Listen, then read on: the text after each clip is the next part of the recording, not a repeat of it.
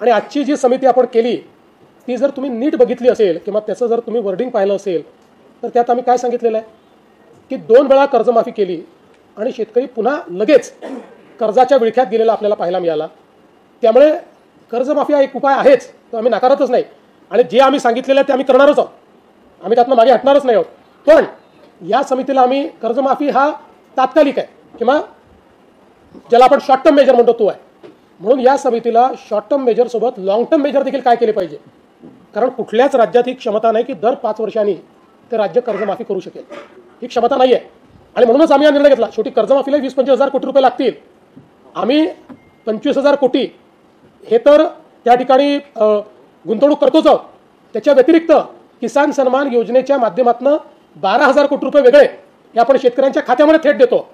त्यामुळे शेतकऱ्यांकरता हात अकडता नाही घेतलेला, पण दरवेळेस नुसती कर्जमाफी देण्याच्या ऐवजी लॉंग टर्म उपाययोजना करून जर आपण त्याला कर्जातून मुक्त करू शकलो तर आपल्या शेतकऱ्याला आपण सुखाचं जीवन देऊ शकू. याकरता समिती करूया सुरुवात. चला, अरे आम्ही तुमची किती वेळापासून वाट बघतो, त्याचं काय.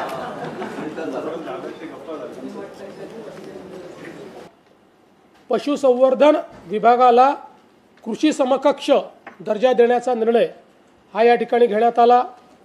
महाराष्ट्र ॲग्री बिझनेस नेटवर्क प्रकल्प, मॅग्नेट प्रकल्प, जो शेतीमध्ये अतिशय मोठी क्रांती करतोय, त्याच्या टप्पा 2ला म्हणजे 2025 ते 2030 या कालावधीकरता मान्यता देण्यात आली. श्री क्षेत्र संत शिरोमणी सावता महाराज संजीवनी समाधी मंदिर याच्याही विकासाकरता त्या ठिकाणी मान्यता देण्यात आली. अनेक महत्त्वाचे निर्णय या ठिकाणी केलेले आहेत. विरोधकांनी जे प्रश्न उपस्थित केले त्यालाही योग्य आणि समर्पक उत्तर हे देण्याचा प्रयत्न आम्ही केला आहे आणि अंतिम आठवडा प्रस्तावाच्या माध्यमातून राज्याची पुढची वाटचाल काय असणार आहे हे सांगण्याचा प्रयत्न देखील या ठिकाणी आम्ही केलेला आहे. मला असं वाटतं की एकूण सत्तारूढ पक्ष म्हणून झालेल्या कामकाजावर आम्ही समाधानी आहोत. हे खरं आहे की काही गोष्टी मात्र या अधिवेशनात अशा घडल्या की ज्याच्या संदर्भात निश्चितपणे आम्हाला दुःख आहे, खेद आहे आणि अशा गोष्टी घडू नये या दृष्टीनं भविष्यात जी काही काळजी घेतली पाहिजे ती घेण्याचा प्रयत्न आमचा सगळ्यांचाच या ठिकाणी असेल. मला असं वाटतं की विरोधी पक्षाच्या वतीनं हवेतले आरोप हे मोठ्या प्रमाणात करण्यात आले. पुरावे न देता, कागदपत्र न देता आरोप करायचं, शूट आणि स्कूट ज्याला म्हणतात, म्हणजे आरोप करायचं आणि पळून जायचा लिटरली अर्थ घेऊ नका, पण त्यातनं बाजूला व्हायचं, अशा प्रकारची एक रणनीती ही विरोधी पक्षाची होती. तथापि ठीक आहे, तो त्यांचा अधिकार आहे. आम्ही मात्र प्रत्येक गोष्टीला नीट पुराव्यानिशी त्या ठिकाणी उत्तर दिलेलं आहे.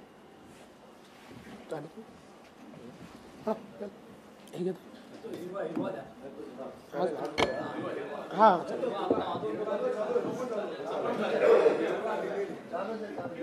त्याच्यात पण काय का फरक नाही.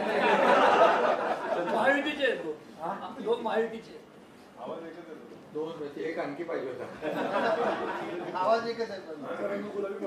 नाही, आम्ही एकत्र आहोत. आमची संयुक्त पत्रकार परिषद होते, पण मला कळलं की आघाडीवर वेगवेगळे येऊन गेले. 3 वेगवेगळ्या झाल्या ना. म्हणजे जे एकत्र पत्रकार परिषद घेऊ शकत नाही त्यांची आता काय महाआघाडी आहे का काय माहित नाही. लगेच माहिती बिघाडी. आता ते अधिवेशनात देखील कसं दिसलं, त्यांची आगगाडी आहे, आगगाडी. टांगा पडती पुढे नाही. खरं म्हणजे विरोधी पक्षात इथं तर तुमच्याकडे वाक्यता दिसली नाहीच, पण सभागृहात देखील दिसली नाही. दुर्दैवाने पावसाळी अधिवेशन आपलं यशस्वी झालं, म्हणजे झालं, यशस्वी झालं. पण दुर्दैवाने की जशी आमची अपेक्षा होती की विरोधी पक्षाने जनतेचे प्रश्न सभागृहात मांडले पाहिजे, सभागृहामध्ये उत्तर घेतलं पाहिजे, शासनाकडून त्याची सोडवणूक करून घ्यायला पाहिजे.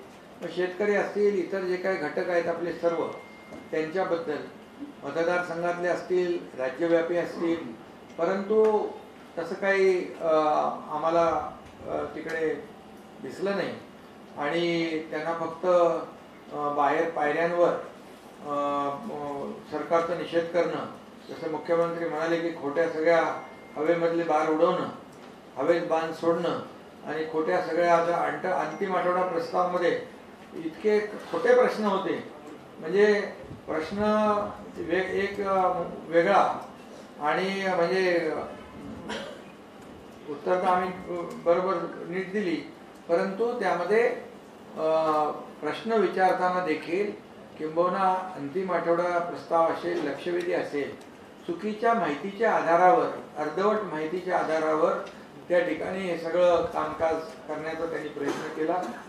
खरं म्हणजे त्यांनी आता तुमच्या समोरच रोज तिकडे पायऱ्यांवर आंदोलन करतात. आता एक फलक घेऊन करत होते ते ठीक आहे, आता फॅन्सी ड्रेसचे कॉम्पिटिशन पण केले त्यांनी यावेळेस. हा, भोपळा वगैरे ठीक आहे, पण ते काय काय घालून आले होते ना, त्यामुळे आता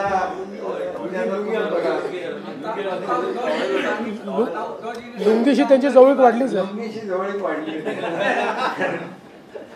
कशी वाढली माहिती आहे ना, त्यामुळे ते लुंगी बनियान घातली त्यांनी, ठीक आहे. परंतु एकच आहे, जे काही प्रकार झाले खाली सभागृहामध्ये देखील अध्यक्षांकडे अतिशय म्हणजे आक्षेपार्ह हातवारे करून अध्यक्षांच्या बद्दल सभागृहात बोलणं, बाहेर मीडियामध्ये आपल्याशी बोलणं, अध्यक्षांच्या वर शंका घेणं, अविश्वास दाखवणं, हे खरं म्हणजे लोकशाहीमध्ये हे सार्वभौम सभागृह आहे, त्याचा अपमान आहे. आणि बाहेर देखील म्हणजे सभागृहात बोला ना तुम्ही, सभागृहात बोलण्यासाठी आहे, प्रश्नांची सोडवणूक करण्यासाठी आहे. आणि आम्ही पहिल्याच दिवशी सांगितलं, सगळं सरकार तो पूर्ण तयारीमध्ये आहे तुमच्या प्रत्येक प्रश्नाला उत्तर देण्यासाठी. परंतु दुर्दैवाने ते झालं नाही आणि तो खालचा प्रकार देखील झाला मारामारीचा, तो देखील अतिशय अक्षम्य आणि दुर्दैवी प्रकार झाला की आतापर्यंतच्या इतिहासामध्ये अशा प्रकारचं घटना होऊ नये. ते मुख्यमंत्र्यांनी देखील गांभीर्याने, सरकारने देखील गांभीर्याने आणि अध्यक्षांनी गांभीर्याने घेतलेलं आहे. त्यामुळे त्याची पुनरावृत्ती होणार नाही अशी अपेक्षा, आणि प्रत्येकाने आपापल्या पद्धतीने याचं पावित्र्य जपलं पाहिजे. अधिवेशन तर अतिशय कामकाज देखील मुख्यमंत्री महोदयांनी सांगितलं, 16 विधेयक पारित झाली आणि अध्यक्ष आमचे खाली विधानसभेचे आणि वरती सभापती अतिशय म्हणजे त्यांनी सगळ्यांना बोलण्याची संधी दिली, कुणालाही असं डावं उजवं केलं नाही. परंतु विरोधी पक्षाला बोलायचंच नाही, विरोधी पक्षाला म्हणजे फक्त आरोपच करायचे, टीकाच करायची, तर त्याला काही कोणाचा इलाज नसतो. आणि त्यामुळे त्यांनी त्यांचं काम केलं आणि आम्ही सरकार म्हणून विधेयकं, जी लोकहिताची विधेयक आहे ती पारित झाली. अनेक निर्णय आम्ही घेतले याच्यामध्ये, मगाशी सांगितल्याप्रमाणे जनसुरक्षा विधेयक, नक्षलमुक्त महाराष्ट्रासाठी अनेक म्हणजे वर्षापासून त्याची आवश्यकता होती. अर्बन नक्षल जो विषय आहे की त्याला आपल्याला, आणि त्याच्यामध्ये देखील मुख्यमंत्री महोदयांनी सगळं सांगितलं की असं कुठलंही कुणावरही जसं आपण तात्काळ कारवाई करता येणार नाही, असं एक पारदर्शक जनसुरक्षा विधेयक देखील मंजूर झालं. झोपडपट्टी मुक्त महाराष्ट्रासाठी देखील निर्णय झाले. या मुंबईतल्या झोपडपट्ट्यांचं जे पुनर्विकास थांबला, भाडाच्या धोकादायक इमारतींचा पुनर्विकास प्रलंबित आहे, त्याला आपण चालना देतोय. मुंबईकर जो मुंबई बाहेर फेकला गेलाय, तो कुणाच्या काळात फेकला गेला, त्याला जबाबदार कोण आहे आपल्या सगळ्यांना माहित आहे. मुंबईची निवडणूक आली, महापालिकेने मुंबई तोडणार, मुंबईकर आणि मराठी माणूस या बाबतीमध्ये जे काही ती कॅसेट दरवर्षाची आहे ते सगळ्यांना समजली आहे, कळली आहे आणि आता सगळे सुज्ञ आहे. त्यामुळे मुंबईकर जो बाहेर गेलाय, नाला सुपारा, वसई विरार, इकडे बदलापूर, अंबरनाथ पर्यंत, त्याला आम्ही पुन्हा मुंबईमध्ये परत आणणार, यासाठी आमचं शासन कटिबद्ध आहे. आणि त्यासाठी मग क्लस्टर योजना करतोय आम्ही. जॉईंट व्हेंचरमध्ये आमच्या ज्या शासकीय यंत्रणा आहेत, प्राधिकरण आहे, MMRDA, सिडको, MSRDC, MIDC, या सगळे लोक जे आहेत त्यामध्ये येऊन जे प्रायव्हेट बिल्डर जे पळून गेलेत घर योजना सोडून, तर हे सगळं जगनी कामगारांना मोठ्या प्रमाणावर घरं मिळतील. मुंबई आणि मुंबईच्या लगत त्या बाबतीत देखील चर्चा झाली, बैठका झाली. अगोदर तर साधं सर्वेक्षण पण केलं नव्हतं. आणि ठीक आहे, जाऊ दे, आम्हाला काय त्याच्यावर टीका करायची नाही आहे. आणि त्याचबरोबर नवीन जे गृहनिर्माण धोरण आहे त्याच्यामध्ये देखील परवडणारी घरं, परवडणारी भाड्याची घरं, त्याचबरोबर नोकरदार महिलांसाठी घरं, स्टुडंट हॉस्टेल, या ठिकाणी गिरणी कामगारांसाठी घरं, पोलिसांना देखील आमच्या सरकारने जी काही घरं, त्या बाबतीत देखील खूप निर्णय. बाकी तर कुंभमेळ्याचं मुख्यमंत्री महोदयांनी सांगितलेलं आहे, विधेयकांच्या बद्दल सांगितलंय. गणेशोत्सव आता राज्य महोत्सव म्हणून, जसं आम्ही गोविंदाला देखील प्रो गोविंद आणि सगळे आपले जे सण आहेत, सण जे साजरे करताना जो काही उत्सव, शेवटी महाराष्ट्रामध्ये गणेशोत्सव सगळ्यात मोठा उत्सव आहे. आणि हे सगळे जे सण उत्सव, आपली परंपरा संस्कृती जोपासली पाहिजे, वाढली पाहिजे, यासाठी शासन म्हणून शेवटी सगळं जे काही विकासाबरोबर या सर्व संस्कृती देखील आपल्याला महत्वाची आहे. विधानसभेच्या काळात देखील मगाशी तिचा उल्लेख झाला, 12 किल्ले जे युनेस्को मध्ये जागतिक वारसा यादीमध्ये आले, ही मोठी अचिव्हमेंट आहे. आणि यामुळे खऱ्या अर्थाने जगभरातले पर्यटक आपल्याकडे येतील. शिवाजी महाराजांचं शौर्य, पराक्रम, इतिहास, गडकोट किल्ल्यांचं महत्व अगदी 7 समुद्रापलीकडे जगभरात पसरेल. आणि आम्ही तर गडकोट किल्ल्यांचं सरकार म्हणून संवर्धन जतन तर करतोच आहे, आणि त्यामुळे आणखी मोठी जबाबदारी वाढली आहे. त्यामुळे मुख्यमंत्री महोदयांनी देखील पाठपुरावा केला. मी मुख्यमंत्री असताना ते प्रस्ताव पाठवला, हे मुख्यमंत्री असताना पारित झाला. आणि त्याच्यासाठी आदरणीय प्रधानमंत्री मोदी साहेबांचं देखील आम्ही अभिनंदन केलं की त्यांनी आपल्या महाराष्ट्राच्या गडकोट किल्ल्याला छत्रपती शिवाजी महाराजांच्या किल्ल्यानं प्राधान्य दिलं. ही आमच्यासाठी खूप मोठी गोष्ट आहे. आणि त्यांचा छत्रपती शिवाजी महाराजांचा आदर्श डोळ्यासमोर ठेवूनच आम्ही राज्यकारभार करतो. आम्ही काय, मोदी साहेब काय, देशाचा कारभार. आणि त्यामुळे हे मोठं झालं. मगाशी सांगितलं, आपले सरन्यायाधीश, महाराष्ट्राचे सुपुत्र, त्यांचा देखील याच काळामध्ये सन्मान आणि सत्कार सेंट्रल हॉलमध्ये विधान भवनाच्या करता आला. ही एक मोठी अचिव्हमेंट आहे. आणि बघ, बाकी अनेक जे काही निर्णय आम्ही घेतलेले आहेत ते निर्णय सर्वसामान्य लोकांच्या, डिटेलमध्ये काही जात नाही, परंतु सर्वसामान्यांच्या हिताचे निर्णय या अधिवेशनामध्ये घेतले. आणि प्रत्येक याला विरोधी पक्षाच्या जे जे काही त्यांनी बाहेर केलं ते ठीक आहे, परंतु आतमध्ये जे जे काही विचारलं, प्रश्न विचारले, लक्ष दिले, त्याचं सगळं उत्तर देण्याचं काम आमच्या मंत्री महोदयांनी केले. आणि सगळं कामकाज जे आहे, कामकाज पूर्णपणे विधानसभेचं आणि विधान परिषदेचं चांगलं कामकाज झालेलं आहे. आणि यामध्ये खऱ्या अर्थाने हे पावसाळी अधिवेशन जे आहे ते अतिशय त्याची फलश्रुती आहे, फ्रुटफुल आहे असं मी म्हणेन. लोकांसाठी, जनतेसाठी, या महाराष्ट्रातल्या सर्वसामान्य लोकांसाठी आमचा अजेंडा तोच आहे, या राज्यातल्या सर्वसामान्य लोकांना न्याय देणं. आणि म्हणून शिक्षकांचा देखील जो प्रश्न होता प्रलंबित, तोही सुटला आहे. त्यांना देखील टप्पावाढ, अनुदान आहे, सगळे जे काही प्रश्न आहेत ते आम्ही जवळपास सोडवलेले आहेत, सोडवण्याचा आम्ही प्रयत्न करतोय. आणि जो काही 3 वर्षापासून विकासाला जो काही वेग दिलेला आहे, गती दिलेली आहे, ती आपल्या समोर आहे. अधिवेशनामध्ये जे काही प्रश्न आले, लक्षवेधी आल्या, अंतिम आठवडा आला. आता अंतिम आठवड्यामध्ये एवढे विषय घुसवले होते की त्याचा अंतिम आठवडा का तो म्हणजे अधिवेशनाचा होता का वार्षिक आठवडा होता माहिती नाही, पण तरी सुद्धा आम्ही त्याला सगळं वार्षिक अहवाल आणि उत्तर ऐकायची हिंमत पण दाखवत नाही. धाडच दाखवलं पाहिजे ना. म्हणजे प्रश्न विचारतात ते खोटे, आज चुकीच्या माहितीवर, अर्ध्या माहितीवर आधारित, आणि उत्तर ऐकायला पण थांबले पाहिजे ना, तेवढं पण धाडच दाखवायला पाहिजे. बरं ठीक आहे, जाऊ द्या. पण एवढंच मी सांगतो की आता हे पावसाळी अधिवेशन अतिशय चांगलं झालं, वेळेवेळेच्या वातावरणात झालं.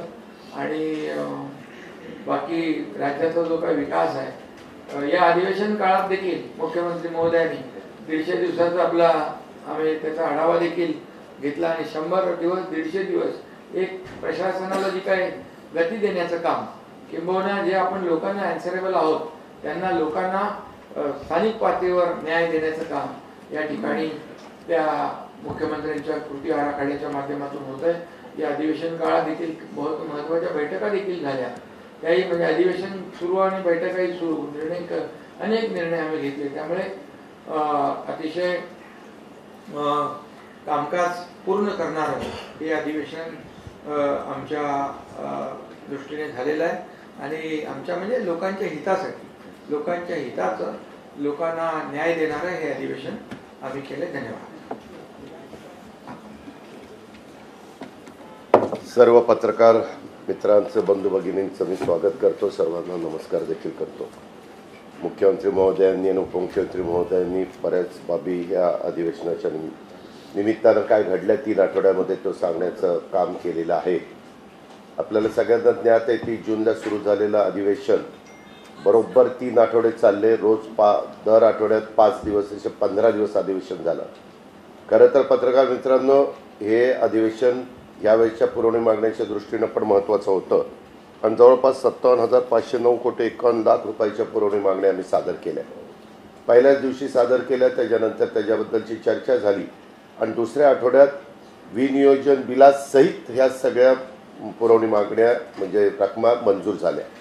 वास्तविक सगळ्यांना असं वाटत होतं की आता आपल्याला सगळ्यांना माहिती आहे वर्षानुवर्ष विनियोजन बिल झालं म्हणजे चूक वाजलं आपल्या अधिवेशनाचं, परंतु तसं अजिबात होऊन गेलं नाही. मुख्यमंत्र्यांनी स्वतः निर्णय घेतला की आपल्याला 3 आठवडे म्हणजे 3 आठवडे चालवायचं. परंतु ज्या प्रकारे विरोधी पक्षाच्या सन्माननीय 50 सदस्य आहेत त्यांनी उपस्थित राहायला पाहिजे तशा प्रकारे उपस्थित राहताना दिसत नव्हते. बऱ्याचदा प्रश्नोत्तराच्या तासाला समोरचं बेंच म्हणजे त्यांच्या समोरची बाजू ही मोकळी असलेली पाहायला त्या ठिकाणी मिळायचे आणि त्यांना ज्या प्रकारे या अधिवेशनाच्या निमित्तानं छाप पाडायला संधी होती ती काही त्यांना पाडता आली नाही. त्याच्यातून त्याची उदासीनताच आपल्याला सगळ्यांना पाहायला मिळाली आणि एकंदरीतच हे कामकाज होत असताना काही चांगल्या घटना घडल्या. परंतु काल जी घटना घडली ती खरोखरीच आजपर्यंत मी आता 35 वर्ष इथं ह्या विधिमंडळामध्ये येतोय, अशा प्रकारची घटना कधी घडलेली नव्हती आणि त्याला जरा गालबोट लागलं. त्या गोष्टीचा आम्हाला सगळ्यांनाच खेद आहे. वास्तविक ह्या कॅम्पसमध्ये सगळा अधिकार हा सभापती महोदय आणि विधानसभेच्या अध्यक्ष महोदयांचा असतो. काही दिवस एवढी गर्दी असायची की चालायला पण यायचं नाही. महिलांची पण पंचायत व्हायची की एवढी गर्दी तिथं राहायची. ह्या काही घटना घडल्या. या अधिवेशनाच्या आजपर्यंतच्या इतिहासात एवढ्या लक्षवेधी कधी झाल्या नाही. एकेका दिवशी 25-25 लक्षवेधी आणि अर्ध्या तासाच्या 11-11, 12-12 चर्चा. अक्षरशः सगळ्या मंत्रिमंडळाचं तर खरं अभिनंदन केलं पाहिजे, कारण रात्री 3ला 3:30ला सांगायचे उद्या 3 ह्या तुमच्या लक्षवेधी लागल्या. बरं, त्यावेळेस संबंधित अधिकाऱ्यांना फोन करायचा म्हटलं तर ते बिचारे झोपलेले असायचे. त्याच्यावर सकाळी लवकर तयार, आता मला सकाळी लवकर मी तयारच असतो त्याच्यावर काही प्रश्न नाही, पण बाकीच्यांची पंचायत त्या ठिकाणी व्हायची. ते बरोबर आहे, परंतु ते झालं ना. आम्ही तर बघत होतो एवढ्या इतक्या वर्षाच्या इतिहासात एवढ्या अर्ध्या तासाची चर्चा पण आणि लक्षवेधी पण इतक्या पार पडलेल्या आपण कधी विधलेलं नाही. तुम्ही बघा, मगाशी ज्याचा उल्लेख मुख्यमंत्री महोदयांनी आणि उपमुख्यमंत्री महोदयांनी दोघांनी केला, पण महाराष्ट्र विशेष जनसुरक्षा विधेयक हे साधारण होतं. त्याचे जॉईंट सिलेक्ट कमिटी होती, आमचे चंद्रशेखर बावनकुळे त्याचे अध्यक्ष होते. 25 जणांची समिती होती. त्याच्यात मुख्यमंत्र्यांनी ते सगळे समोरचे प्रमुख लोक त्याच्यात टाकलेले होते. त्यांनाही आनंद वाटला, चला आपल्याला टाकलंय आता चर्चा. आणि त्यांना कुठं माहिती आहे की नंतर चर्चा करताना आपल्याला चर्चेत भागच घेता येत नाही. आणि माझ्या इथे त्यांना फोन आले ना वरिष्ठांचे, चर्चेत जोरात मांडा, अमकं करा तमकं करा. परंतु ज्यावेळेस त्यांना कळलं की आपण मांडूच शकत नाही त्यावेळेस त्यांचे अक्षरशः इतके चेहरे केविलवाणी झालेले होते. त्यांना काहीच नाही, ठरून नाही. त्यांना ते काही दूधखोळे आहेत का? ते इतके वर्ष यांच्या सगळ्यांच्या पेक्षा ते जास्त काळ राजकारणातले समोरचे लोक आहेत. दूधखोळे नव्हते, परंतु त्याच्यामध्ये त्यांच्या लक्षात यायला पाहिजे होतं ठीक आहे हरकत नाही. आणि नंतर वरनं दाट्टे आला, तुम्ही का विरोध केला नाही, आमका का केलं नाही. मग परत दुसऱ्या दिवशी काहीतरी मुद्दे काढून ते असं करायचं तसं करायचं, त्याला काही अर्थ नव्हता. आणि एकंदरीतच तुम्ही सगळ्यांनी पाहिलं, आम्ही पण बघत होतो, प्रत्येक गोष्टीमध्ये उत्तर देण्याची आमची सगळ्यांची मानसिकता होती, तयारी होती. ही गोष्ट निर्विवादपणे या निमित्तानं सत्य होती, हे पण आपण सगळ्यांनी पाहिलेलं आहे. आणि एकंदरीतच पुढचं अधिवेशन 8 डिसेंबरला नागपूरला होणार आहे. आणि एकंदरीत जे काही कामकाज झालं ते मोठ्या प्रमाणावर झालं. कुठेही गोंधळामध्ये एकही बिल मंजूर करण्यात आलं नाही. ज्या बिलांच्या बाबतीत महत्त्वाची चर्चा व्हायला पाहिजे होती त्याची चर्चा झाली गेली. काही महत्त्वाच्या बिलांना रिप्लाय स्वतः मुख्यमंत्र्यांनी दिला. काही म्हणजे असं कुठंच काही हे गेलं नाही. आपलं कसाही बिलं काढून घेतली, गोंधळ घातलाय. मागं अनेकदा सभागृहामध्ये गोंधळ घातला जायचा आणि त्यावेळेस 5-5, 6-6, 7-7 बिलं काढली जायची.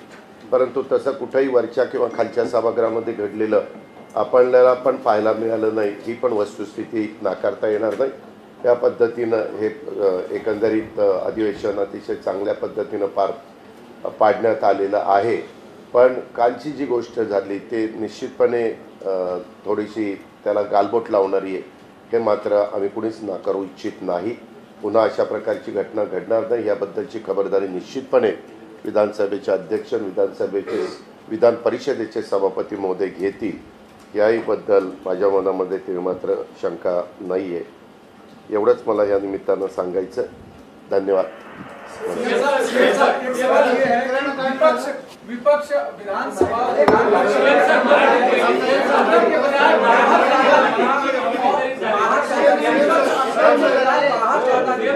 पहला सवाल और दूसरा जो 3 सप्ताह का जो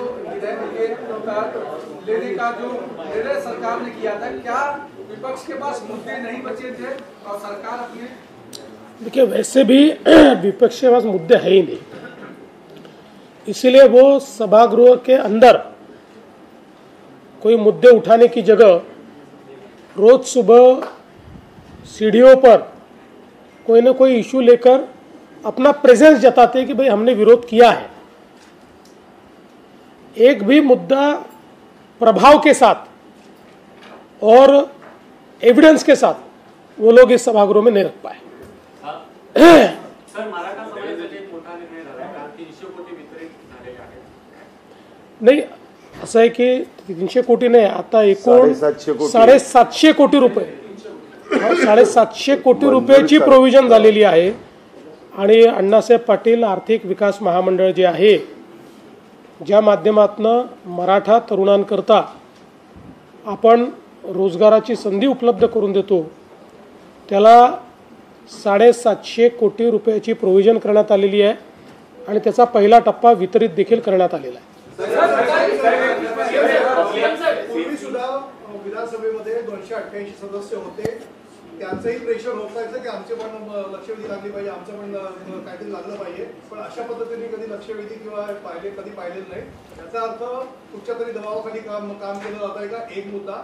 दुसरा मुद्दा, ज्या पद्धतीने सभागृहामध्ये बेशिस्तपणा वाढलेला आहे किंवा एकमेकांना क्रॉस करून जाण्याचा विषय वाटला. सदस्य बोलतात, मंत्री सुद्धा क्रॉस करून जातात, सिनियर सदस्य पण क्रॉस करून जातात. हा पण गोंधळ वाढलेला आहे. आणि तिसरा महत्त्वाचा मुद्दा, लक्षवेधी चालू आहे, प्रश्नोत्तर चालू आहे आणि घोळका करून बोलण्याचं किंवा मंत्र्यांकडे येऊन पत्रावर सहाय्य करण्याचं वाढलेलं आहे. किती बेशिस्तपणा वाढलेला आहे? याला जोडून एक प्रश्न फक्त आणखी की रानडे साहेबांनी उल्लेख केला की विधान परिषदेचा 1.5 तास हा मंत्री नसल्यामुळे वाया गेला. पहिल्यांदा तर जो विषय आपण या ठिकाणी विचारलेला आहे, तर हे खरं आहे की पूर्वीच्या काळी 3च लक्षवेधी आपण घ्यायचो. पण आता अध्यक्षांनी त्याची संख्या वाढवलेली आहे. पण आपण जर बघितलं तर रेग्युलर सिटिंगमध्ये 5 किंवा 6 आपण घेतो. इतर लक्षवेधींकरता स्पेशल सिटिंग त्या ठिकाणी ते घेत आहेत. शेवटी मोठ्या प्रमाणात सदस्यांचं मत असतं की आमच्या मतदारसंघातले प्रश्न आहेत, आम्हाला मांडता आले पाहिजेत, काही ना काही न्याय त्याच्यातनं मिळतो आणि म्हणून तशा प्रकारचा निर्णय त्यांनी घेतला. तथापि आम्ही देखील त्यांना विनंती केली की मंत्र्यांना ब्रीफिंगला तरी वेळ मिळाला पाहिजे, या दृष्टीनं तुम्ही संख्या रेग्युलेट करा. त्या पुढच्या वेळेस ते करतील अशी आम्हाला अपेक्षा आहे. दुसरं तुम्ही जे मांडलं हे खरं आहे की काही प्रमाणात आपल्याला नवीन सदस्यांकडनं थोडं बेशिस्त वर्तन पाहायला मिळतं. हा काही ठिकाणी जुने सदस्य पण मला असं वाटतं की थोडं या संदर्भात आम्ही सगळे प्रयत्न करू पुढच्या अधिवेशनामध्ये की कडक भूमिका ही असली पाहिजे. अशा संबंधित घोळका करणं, एक सदस्य बोलतो आणि 4 सदस्य गप्पा मारतायत, अशी परिस्थिती येऊ नये हे निश्चितपणे अध्यक्ष देखील लक्ष घालतील. आम्ही त्यांना विनंती करू आणि आम्ही देखील त्याच्यामध्ये लक्ष घालू. तुम्ही काय विचारलं? दीड तास वाया गेला. नाही असं आहे की हे खरं आहे की मिनिस्टर अवेलेबल नव्हते, ते उशिरा पोचले. पण हा जो वेळ वाया गेला आपण असं म्हणतो, त्याच्या बदल्यात रोज 5 तास काम करणं अपेक्षित आहे. पण विधान परिषदेने रोज 7.5 तास काम केलेलं आहे. त्याच्यामुळे वाया गेलेल्या वेळाच्या व्यतिरिक्तचा वेळ देखील भरून काढलेला आहे. आणि मंत्री तेवढा काळ नव्हते असं नाही आहे, पण हाऊस ॲडजन झाल्यामुळे तो काळ पकडला जातो की एवढा काळ म्हणजे काय 1.5 तास मंत्र्यांना शोधत होते असं नाही आहे. 5 मिनिटात ते पोचले, पण हाऊस ॲडजन झाल्यामुळे तो काळ गेला असं आपण समजतो. पण त्याच दिवशी अधिकचं काम करून तो काळ भरूनही काढलेला आहे.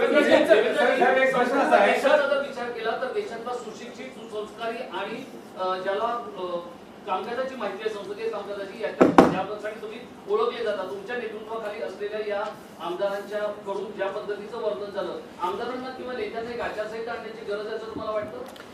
नाही, निश्चितपणे चांगल्या वर्तनाची अपेक्षा आहे आणि ते दोन्हीकडनं आहे.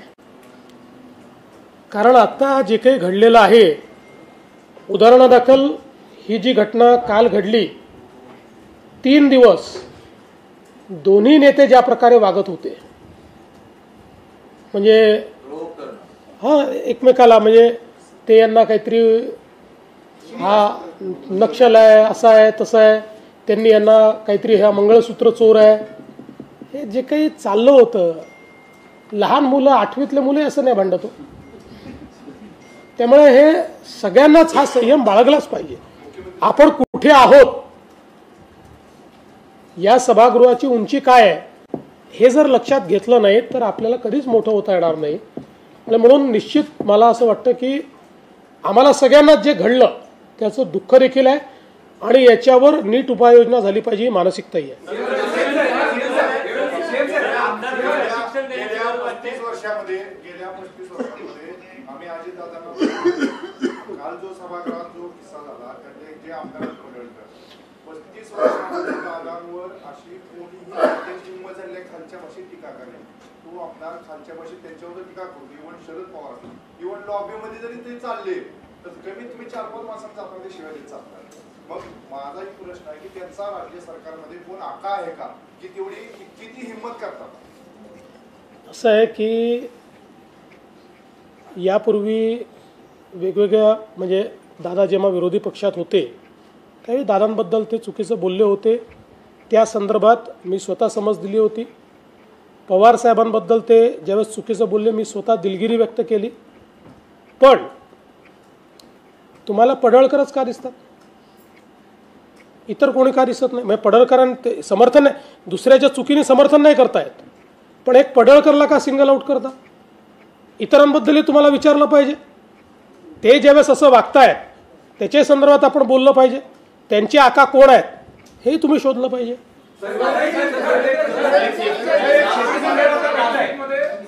तुम्ही कृषी क्षेत्रामध्ये भांडवली गुंतवणुकीसाठी 5,000 कोटी रुपये वार्षिक आणि 25,000 कोटी असं 5,000 असं तुमचं टार्गेट आहे. पण या 5,000 कोटीसाठी तुम्ही आर्थिक तरतूद काय केलेली आहे आणि या विरोधी मागण्यांमध्ये दिसत नाही. अर्थसंकल्पीय तरतूद आहे का कृषी क्षेत्रामध्ये? ही तरतूद. दुसरा प्रश्न असा आहे की तुम्ही कर्जमाफी देतो म्हणून सांगितलं होतं, महायुतीनं सांगितलं होतं, पण आज जी समिती नेमली ती कर्जाच्या विळख्यातून बाहेर काढण्यासाठी उपाययोजना सुचवणारी समिती नेमली आहे. तर नेमकं कर्जमाफी देणार आहे सरकार की नाही देणार आहे? पहिला प्रश्न काय होता? 5,000 कोटी रुपये जे आम्ही द्यायचं कबूल केलं होतं त्याची तरतूद मूळ अर्थसंकल्पामध्ये केलेली आहे. त्यानुसार त्याच्या योजनाही आपण सुरू केल्या आहेत. आणि त्या व्यतिरिक्त मॅग्नेटसारखा प्रकल्प ज्याला आपण मान्यता दिली, या प्रकल्पामध्येही शेतीचं गुंतवणूक आहे. नानाजी देशमुख कृषी समृद्धी योजना, त्याच्यातही शेती क्षेत्रातलीच गुंतवणूक आहे. स्मार्ट प्रकल्पातही शेती क्षेत्रातली गुंतवणूक आहे. या तिन्ही प्रकल्पामध्ये राज्याचा हिस्सा आहे. त्या हिस्स्याची तरतूद देखील आपण पूर्णपणे केलेली आहे. आणि आजची जी समिती आपण केली ती जर तुम्ही नीट बघितली असेल किंवा त्याचं जर तुम्ही वर्डिंग पाहिलं असेल तर त्यात आम्ही काय सांगितलेलं आहे की 2 वेळा कर्जमाफी केली आणि शेतकरी पुन्हा लगेच कर्जाच्या विळख्यात गेलेला आपल्याला पाहायला मिळाला. त्यामुळे कर्जमाफी हा एक उपाय आहेच, तो आम्ही नाकारतच नाही आणि जे आम्ही सांगितलेलं आहे ते आम्ही करणारच आहोत, आम्ही त्यातनं मागे हटणारच नाही आहोत. पण या समितीला आम्ही कर्जमाफी हा तात्कालिक आहे किंवा ज्याला आपण शॉर्ट टर्म मेजर म्हणतो तो आहे, म्हणून या समितीला शॉर्ट टर्म मेजरसोबत लॉंग टर्म मेजर देखील काय केले पाहिजे, कारण कुठल्याच राज्यात ही क्षमता नाही की दर 5 वर्षांनी ते राज्य कर्जमाफी करू शकेल, ही क्षमता नाही आहे. आणि म्हणूनच आम्ही हा निर्णय घेतला. शेवटी कर्जमाफीला 20-25 हजार कोटी रुपये लागतील. आम्ही 25,000 कोटी हे तर त्या ठिकाणी गुंतवणूक करतोच आहोत. त्याच्या व्यतिरिक्त किसान सन्मान योजनेच्या माध्यमातून 12,000 कोटी रुपये वेगळे हे आपण शेतकऱ्यांच्या खात्यामध्ये थेट देतो. त्यामुळे शेतकऱ्यांकरता हात अकडता नाही घेतलेला, पण दरवेळेस नुसती कर्जमाफी देण्याच्या ऐवजी लॉंग टर्म उपाययोजना करून जर आपण त्याला कर्जातनं मुक्त करू शकलो तर आपल्या शेतकऱ्याला आपण सुखाचं जीवन देऊ शकू, याकरता समिती केली.